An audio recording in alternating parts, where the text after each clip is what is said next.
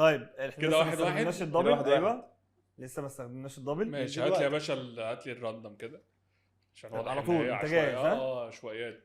طيب نخلص جاهز. منها بعد. اتفضل. يلا.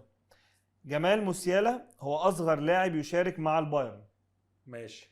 ابراهيموفيتش هو اغلى صفقة بيع لانتر ميلان لما باعوه لبرشلونة ب 69.5 مليون يورو. 69 ها 69 ونص. رقم مميز ونص جدا. ونص. ده رقم ونص مميز يعني لو عشان احتاجت دي نص هتفرق. يعني. رقم مميز. تعتبر المكسيك هي اكتر دولة مشاركة في كأس العالم من بره اوروبا وامريكا الجنوبية. من بره اوروبا وامريكا الجنوبيه. اه يعني اللي هي بتنافس مع اسيا والحته بتاعت اي قارة تانية بقى. ايوه. جمال أيوة. موسيالا هو اصغر لاعب يشارك مع البايرن. ابراهيموفيتش هو اغلى صفقة بيع لانتر ميلان لما باع لبرشلونة ب 69.5 مليون. وتعتبر المكسيك هي اكتر دولة شاركت في كأس العالم لو خرجنا منتخبات اوروبا وامريكا الجنوبية. ماشي. طيب انا هستبعد بتاعت المكسيك دي.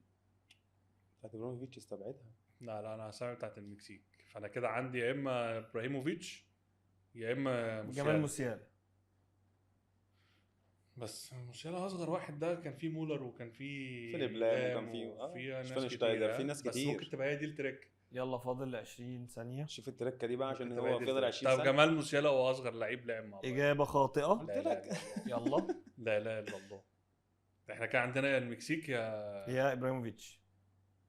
5 ثواني. 5 ثواني. 5 ثواني. طب انا هروح على ابراهيموفيتش وافضل مستبعد المكسيك. للأسف هي إبراهيموفيتش إجابة غلط.